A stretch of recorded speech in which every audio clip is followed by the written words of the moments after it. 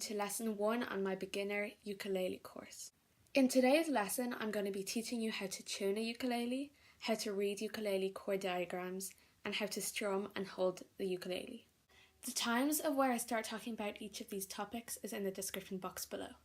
Firstly, I will begin with how to tune a ukulele. The standard tuning for ukulele is G, C, E, A. This means that the string should be tuned to the key of G, this one to C, this one to E, this one to A. This ukulele is completely out of tune, and that's because it's a new one, and when you get a new ukulele it goes out of tune super fast, so that's normal. If your ukulele is going out of tune super fast, that's completely normal when you get a new one. There are a few ways of tuning the ukulele, but what I find easiest is hearing the note that the string should be and matching that up. So that's what I'm going to teach you guys how to do. What I like to use is the website Ukulamy. This is what you find when you look it up. I just find this easier because it's a website, but there are apps that do the same thing. If you just look up for ukulele tuner or something like that, there are apps that do that as well. But I find this website good. So what you do is you scroll down on the website and you should see this. It's the end of a ukulele, the head of it, and when you zoom in, you can see these little knobs that you have on your ukulele here. As I said before, the tuning is G, C, E, A, so that means that the top string is G. We'll begin with that string. So on your website or app, just press the G right here.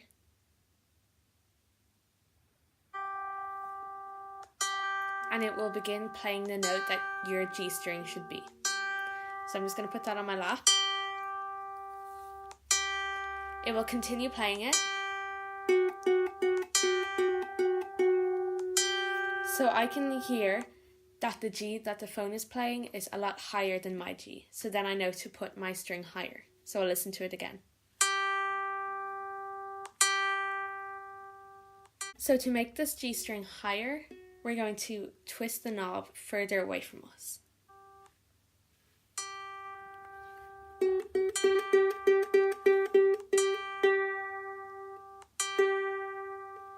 Okay, by twisting away from me, I got the string sounding the same as the phone. That means that that string is in tune. We'll do the same with the C string. So that's the next string down, the biggest string.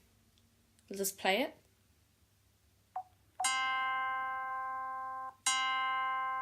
Again, this string is different. Again, we're going to make it higher by twisting the knob away from us. So this one's right here. You can follow the string along to find which one to twist. So we'll listen to it again and try and match it up.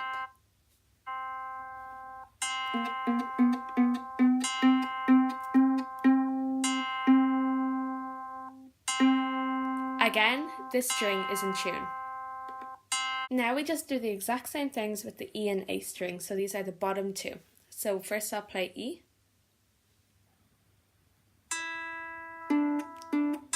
Again, it needs to be a lot higher.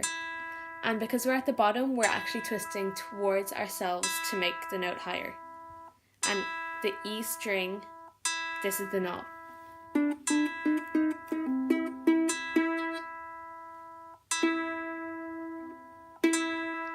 So the E string is good. Now to A. So press the A. So again, we're twisting towards ourselves because it's on the bottom too.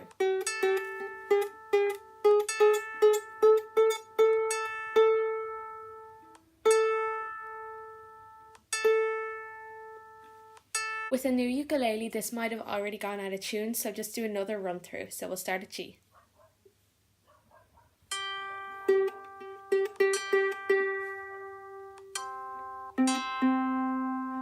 That sounds good. Then to E and A. Often this G string is the one that changes the most, so we'll go back to that again. Okay, so our ukulele is now in tune. now your ukulele is in tune. The next thing to learn is how to hold and strum the ukulele. And remember, don't be surprised if the ukulele goes out of tune even after a minute or two of playing. That's completely normal, as I said. Firstly, holding a ukulele. So there's no specific way of holding a ukulele. It's more down to you, whatever you find comfortable. But in your left hand, you should have the neck, which is just here. That's in your left hand. It should be resting in the middle of your thumb and first finger. And you should support it. You should support the right side with your forearm here.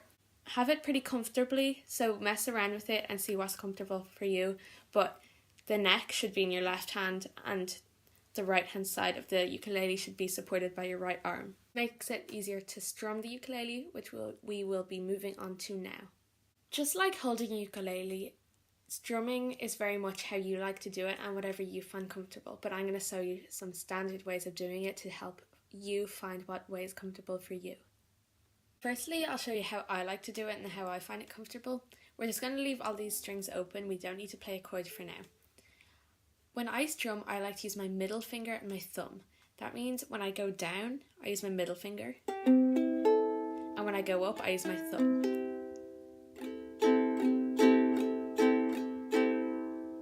Some people use one finger, so say their pointer finger. Although I will say that makes it harder to go up and down fast, but if that is most comfortable for you, go ahead. A lot of people would use all their fingers, so strum down with all four and up with their thumb, down with all four, up with their thumb. So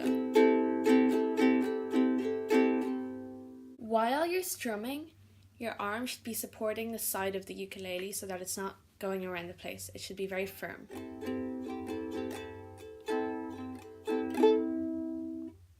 So I've just shown you 3 common ways of strumming a ukulele, but there are so many more and you just mess around with it and see what you find comfortable. So try using different amounts of fingers or anything.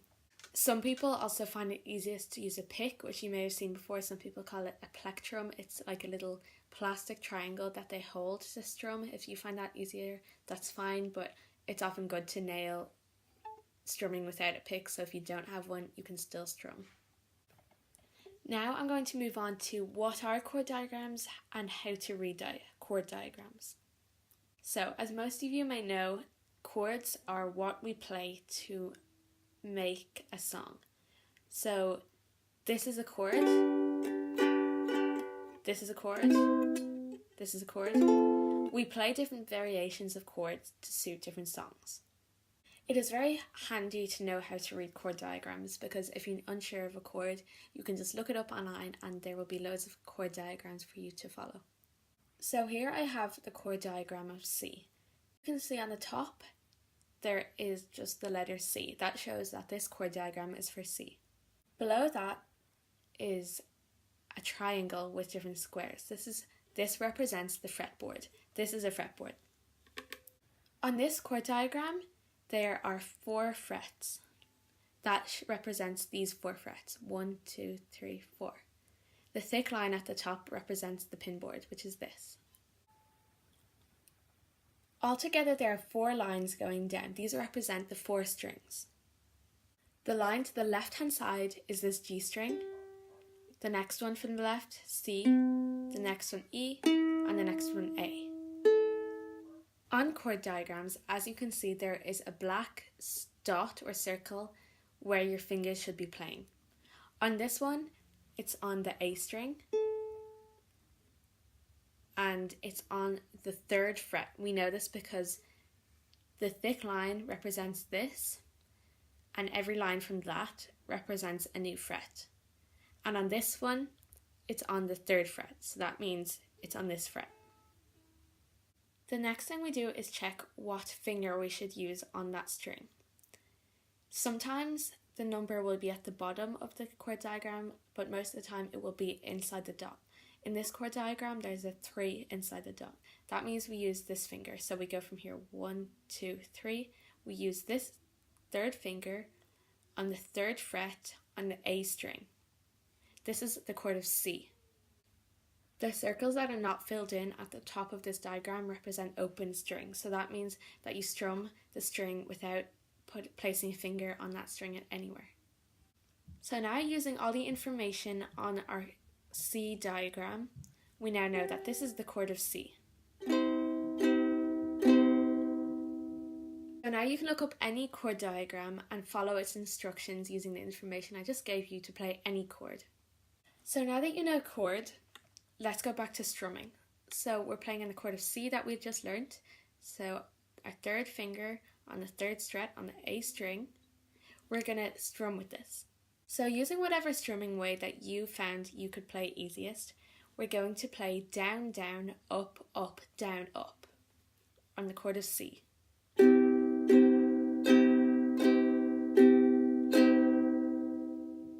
Again.